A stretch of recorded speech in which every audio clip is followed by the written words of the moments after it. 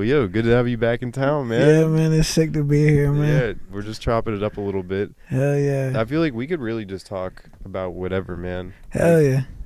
It could be music production. Sure. It could be life, Yeah. culture, Yeah. the people. There's no rules. I haven't done a little podcast in a while. Yeah. You see, I was doing a podcast. Did I ever tell you about like the TikToker I was managing? No, I think you might have mentioned it. Yeah, that was like a little while ago, dude. But it was like so many things got complicated with the podcast that we just stopped doing it altogether. When you're really trying to do a real podcast, like there's a lot of things that go into it, because it's not like you could just, I mean, you can't just hop on the mic like we're doing now, but if you're trying to get real guests on and do that kind of a podcast, it's a different thing. Right. Are you setting up like certain things you're talking about? Like, how is it a little different? Exactly. Like, dude, we were having guests on and like we wouldn't even know shit about them. You could just take so much more advantage of the situation. You know, we could have done a better job. Yeah.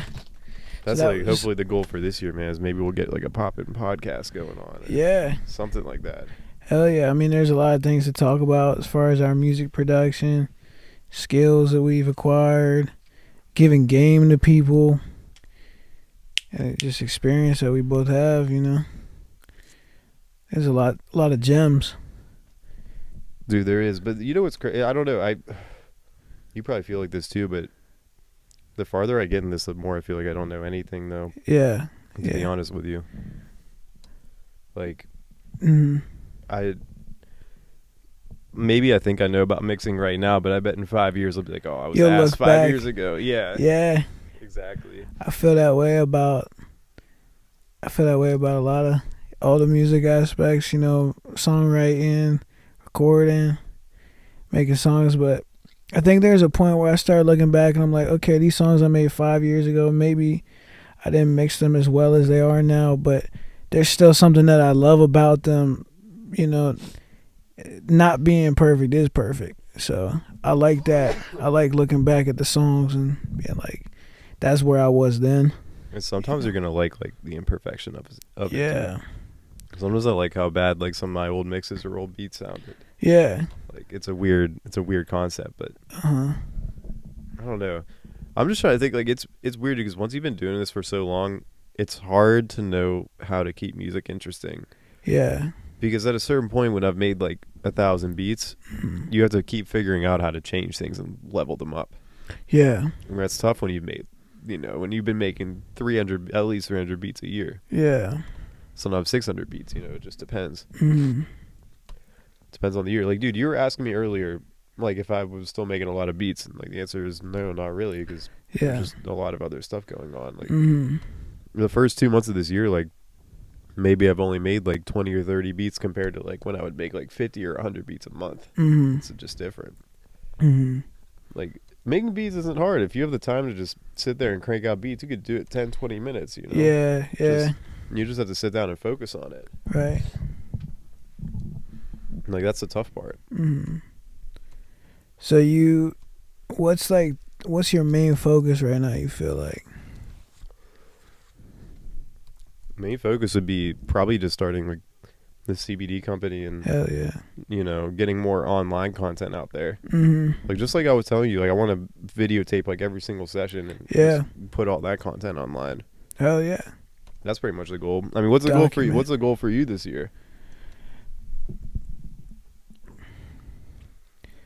My goal is to stay the course and keep making music. So you feel like you're in a good place, you just got to keep everything moving? Hell yeah. I feel like mentally I've gotten myself very prepared.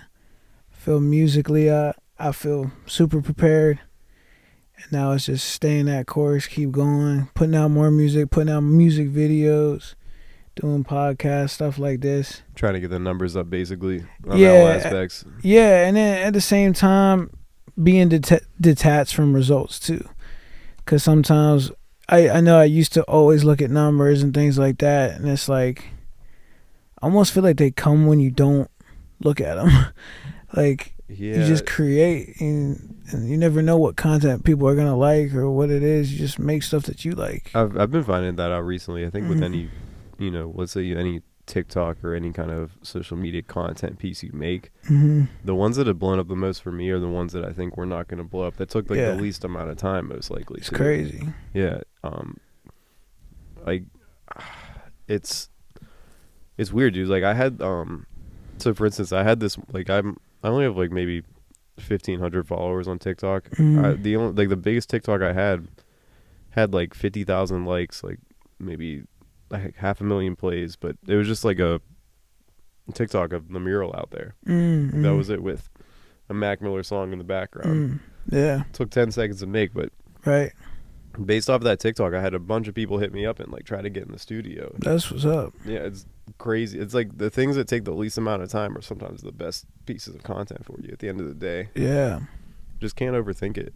Mm-hmm. But you can't not think about it at the same time. Yeah. Don't overthink it, but don't not think. There's a balance to it for sure. Yeah. I love that. I love that mural out there, man. It's pretty dope, right? It's so sick. It's so sick. I wonder what regular people think though when they're driving by. They're like, what the fuck is this? Like, yeah. I mean, I feel like everybody knows who Mac, especially in Pittsburgh, I'm sure. Right. I'm sure, dude. At least everyone in this area too, if they drive by the street, they probably know that this is like a studio and there's a mural outside. Mm-hmm. People were coming from like all over the world to check out this mural though. Really? Yeah, especially whenever the guy was like still doing it and when it first got done. Mm-hmm. Like, it was a really cool experience because there was like these high school kids and like, you know, college kids, like young adults that were just coming and they were just sitting by the mural, like playing music at night. It was shit. really cool, yeah. That's awesome. Eventually that died out though, I think, is like as time went on and more people saw it. But at first it was really cool. That whole summer, like people were just sitting outside. I think it was last summer. But it's crazy to have that type of impact, you know. Yeah, it's crazy. I mean, he recorded here, you know. He made stuff like that. But it's crazy because there's all these kids that are coming from all over the world to just see him painted on the side of a building, and they're just, you know, listening to his music, like just enjoying it, like actually paying respect. It's a crazy thing. One thing that kind of sucks though about the mural is like people started writing their name on it, which I mean, it's cool if you want to put your name on it, but at the end of the day, like we're gonna have to paint over it. You know, it's like it ruins the actual mural. But like, I don't know, that's just young kids, dude. Yeah. I saw there was like at something on there, like people put a Twitter handle or something.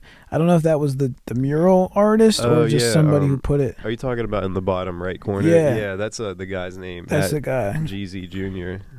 Yeah, super talented artist. I'm pretty sure he did another Mac Miller one in Santa Monica, but I think he did it like for free, dude. I'm pretty sure. Like, I mean, I'm sure they flew him out here and everything, but like, I don't think he like needed any money for it, which was crazy. How long was he out there doing that? I want to say it was like 2 weeks, maybe. 2 weeks. Yeah, like not a crazy amount of time, dude. Yeah. It was him and this other guy, and they were just at it like every single day. That's sick. I know, man. That I can't imagine. Like, I wouldn't even know where to start with that. I'm like, do you start on paper first? Like, how does this work? Hell yeah. But that was cool to see, like, actually be put together, dude. It's the Mac Miller mural. Yeah. Everything else here has been cool, man. It's like I told you, dude, like 6 years ago when I started, that parking lot wasn't even there. It was like it was a dentist building. Had a set of staircase in the back, like a wooden staircase that would lead up to our kitchen. Like, it was a way different time. It's been really cool to see everything kind of change and transform. Yeah. Like, coincidentally, I moved into this room like probably a couple months after Mac died. Like, or no, actually, he died into a few months of me actually working here. Yeah, I was here already, but never got to meet him or anything. I've heard a lot of good things about him. I'm good friends with Chew Jackson. He told me a lot about stories of when they were recording together, some tips that he told him. So I always like hearing stories about that. I'm sure, you know, E-Dan has some of those stories. And oh, yeah, dude. It's just crazy that influence. And then just walking and seeing those plaques and everything, it feels like normalized. You know what I mean? It's like, okay, these things are attainable. These things are achievable. and it does kind of keep that energy around, like, you know. I guess you're right, because you see like these plaques in some, you know, small studio in Pittsburgh. It's like it really does mean that when you see anyone make it from your hometown, it gives you some hope. Yeah. You know, if they could make it, anyone could make it from here. You know, for sure. At least like opens up the possibility. Like it's been done before, dude. No, definitely. But that's what's weird, dude. I think people nowadays, you know, you could make it from damn near like anywhere. Yeah. Like, do you know like the artist like Eam Triplin? Yeah, he's a beat maker. Yeah, he's an artist as well. Yeah, but dude, he's like from fucking like Johnstown, PA. Oh, really? Yeah, like who the fuck is from? Like no one knows about Johnstown. I've never listened to his music. I know I have a couple. Little Skies too, like Skies from Chambersburg. Yeah. So I mean, it's like you could really make it out of anywhere these days, dude. You don't need to like move to LA or you know, do any of that. You could just do it right from your bedroom, dude. Yeah. If the music's good enough. The music's good. We got the internet now, you know. So yeah, it's gonna get out there if it's worth it and if it's quality, you know. For sure. No, man, it's weird. It's like it's tough to keep up with this. Like artists like have been like for the past like 10 years have always asked me like, how do I blow up? I'm like, dude, I don't know, because it changes every second, every day. Yeah. 10 years ago, it was way different. There wasn't TikTok. There wasn't all this shit, man. It's so different. Yeah. Constantly changing. Now we're going to be going into VR. I'm sure they're going to be performing in and there was even like a certain period of time where you could get famous by making a fool of yourself, and like I think that's kind of over with now too. Like there's all these different waves, and it's hard to predict the next one. So I don't know, the best advice is to just honestly what you're doing is like stay on the pace of like keep making music, keep making records, keep putting out shit, keep putting out content, and just try to get all the numbers up, like, you know, try to get your social followings up, like just more following all around, dude, more fans, just creating content. Just you gotta go hard. You gotta like you gotta do shit like this is gonna go on Instagram, this is gonna be everywhere, dude. You need to do this, everybody. Content. There's no one track to get where you need to go. It's you figure out along the way, you create different stuff. And you kind of look, okay, people like this, people like this, and then some of it you just create. Like, not when I make songs too, not every song I make I'm like, oh, this is the one they're gonna like. Sometimes you kind of tailor it to your audience. Yeah, no, there's definitely those songs that you know are kind of throwaways, but like you're gonna put sometimes out people there. Love those. Yeah, bro. So it's like, because a throwaway song might be something you can still get a cool Instagram clip to or whatever, dude. Yeah. Which reminds me, not that this is a throwaway song, but that Instagram clip you put out was hard. Was that you put out yesterday? For that song? Yeah. Yeah. That song came out. Yeah, that's just hard. At first, like, I'll be honest, I was like, this is annoying, but I'm like, this is dope. Like, it's catchy. Shit gets in your head, bro. I was like, is he just saying A the whole time? That's the point, man. Get that one in your head, you know. And then there's, you know, I got another one coming out very soon called Play Pretend, and it's a totally different vibe. I think it's gonna shock a lot of people the way I'm switching lanes from that one to this one. Well, what kind of vibe is it? Like, what are we talking about? It's very introspective. It's very emotional. It's very real. But I'm also singing on there. Oh, word. And there's a lot of real topics I'm talking about on there. So I wanted to come in with something with more turn up vibe. Do you want to get into it? Are you allowed to get into it yet, or do you want people to wait and see what it's about? We could briefly talk about it. So like, what's the concept behind the song? That's something that I kind of I want people to take away their own interpretation. I don't want to speak on it. It's a very powerful, and I think that a lot of people listen. You're gonna feel it. But I don't think I'm ever going to explain it. I think it's a song that people will make their own interpretations of. It's a very strong. Bro, I might have to play it for you after this. Like, I'm gonna say I like your answer, but you didn't give me an answer. That's the point. You're gonna make your own answer of what it means. I can't tell you what it means. No, I love the best answers are the non-answers. Yeah, that was a good one, dude. You pivoted real good there. Thank you, man. You could be a politician, man. Hell yeah. Hell yeah. God damn. No, well, we should definitely listen to it after this, dude. Yeah, this is a crazy thing too. The problem with like when we were doing our pies is like if you were like play someone's song on the podcast. It's like there's no way that it'll just get flagged like automatically. You said it will? Yeah, it's crazy, right? Like, dude, even though if like the guy sitting right here, it's like his song. It's like it's my song. The computer just it's like it doesn't ridiculous. matter, bro. It's ridiculous. You're like, I'm here, it's okay. But, no. But yeah, I like putting out so I gotta different styles. I gotta ask you about that actually. So this is an interesting thing that's been coming up a lot. Okay, so you probably get this a lot. There's a ton of beats on YouTube, right? Yeah. There's a ton of artists using those beats. Right. There's a ton of artists posting those beats to distributors and getting them on iTunes and everywhere else. The problem people are running into is... Bless you. Oh, thank you. People are taking those free beats and then content claiming them as theirs. So then anytime someone else tries to use that free beat, it gets taken down. I see what you're saying. Have you seen this been happening, this trend? I haven't. It's been noticed that. Really? Or the same thing with splice loops too. You haven't seen this? They're taking those splice loops for themselves. Basically, like they'll claim that the beat is theirs exclusively, and then when someone else uploads any kind of a song with like that guitar loop in it, it gets flagged and not allowed to be put out. That's I'm crazy. surprised you haven't like came across this, dude. I mean, I've had certain things get flagged, like, but no, I haven't had like a full song. I mean, I always buy my leases and things like that, but no, I haven't had that. So you've never came across any issues? Well, I put the A video on TikTok and it turned the sound off. Why is that? No idea. Really? Yeah, worked on Instagram, worked on YouTube.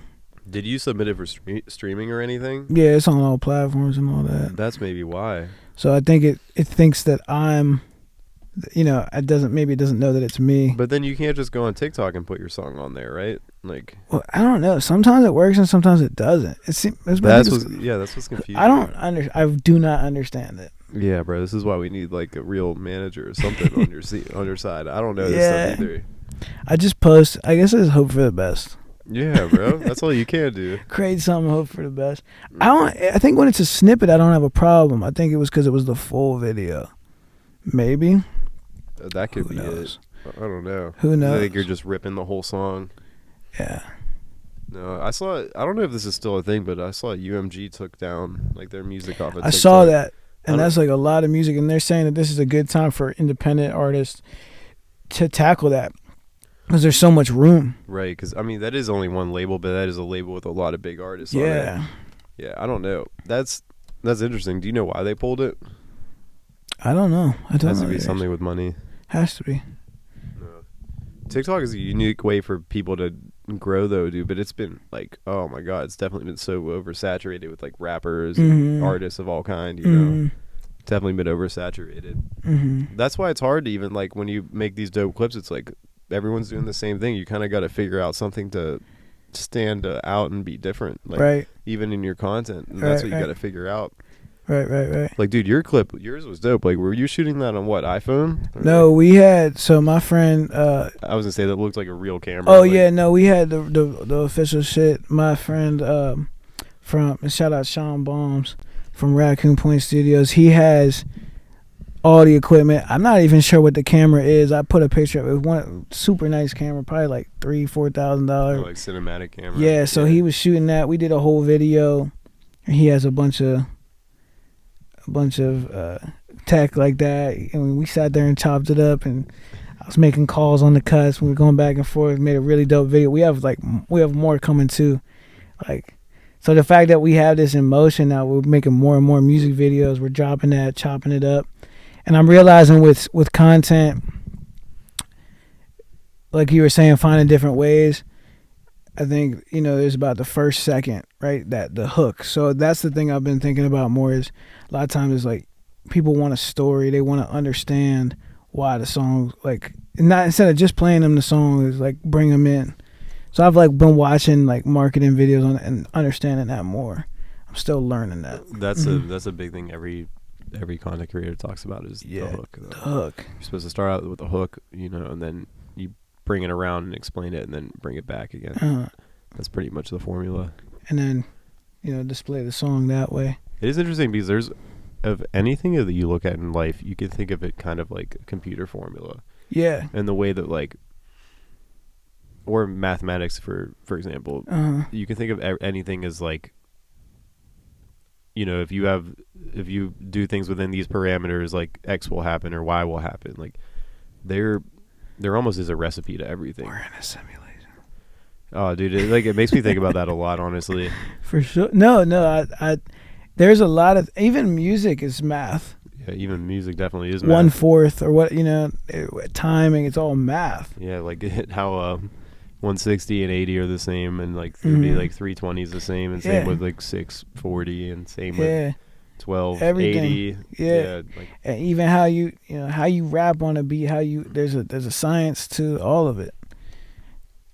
We're making content, there's science to it. But I don't know, do you believe like in simulation, like theory, like what do you think this we could get into this conversation. What do you think this is, man? Like this whole experience of life. Do I think this is a simulation? Do you think we're in a simulation? Like what do you I mean, dude, it's like I don't know. You know what? So this is just a weird intuition I have. Mm-hmm. But I definitely believe in the ultimate, like, what is it, the infinite universe. Okay. Like the infinite universe theory. What's that? So imagine this, like, there's like infinite universes. Like there's a universe where we're switched seats right now. There's a universe where like I'm an Asian guy, you're a black guy, but we're the same people. Like they're just, or there's even a universe where this is like turned this way instead of this way. Like I believe that there's all these different universes, like kind of in strings along each other. But I also have the feeling that sometimes they kind of switch around, and then we switch around. Is there a reason why you're in this one? Where that's this way and I'm me and you're you? And no, I don't think so. Because we can make a split decision that will change our entire life right now. That's what I'm saying, bro. Because I've had too many of these feelings where like I feel like I can almost feel what would happen in the other side of the simulation. Yeah. Like you're driving your car down the street and you see someone make like a weird turn, but in your head, if you were a little bit farther ahead, like that would have been you, and you would have been like T-boned. Like I feel like I can see these situations happen a lot. And maybe it just makes me crazy, but I don't know. As far as like whether we're in a simulation or not, I have no idea. But I definitely think there's unlimited versions of me and unlimited versions of you out there doing all sorts of different things. I've heard of that explained in like different ways. I just don't know if that is what it is, what that means, right? Yeah, right. That's what I don't get either. I don't know. But when I see really intelligent people like Elon Musk, when they ask him if he thinks we're in a simulation, he takes like a 30-second pause and he's like, probably. Maybe like, maybe we are. I don't know. Yeah. Like, it's hard to know. No, that's the question, right? Their whole argument is that the mathematics behind it are that, I don't know how they come up with this, but the scientists say that whenever you're able to create your own simulation, the chances of you being in a simulation have risen by like 90%. Like that. Yeah. Where did you hear that? I can't remember. Is it Elon Musk thing or just some? It's like some kind of that makes sense thing, because that does make sense. It's as soon as you're able to create a simulation, it most likely means that you're in one. It's a weird concept. The other thing that's but is a simulation just God? Is that what that's the real question, dude. Is it like, are we just talking about the same thing but using different words now? Yeah, maybe. The other thing that's crazy is dreams. Dreams are nuts, dude. Like, what is that? Like, I mean, have you ever had a lot of dreams that have actually come true or no? I've had dreams. My dreams are super metaphorical. Like recently, me too. Yep. Like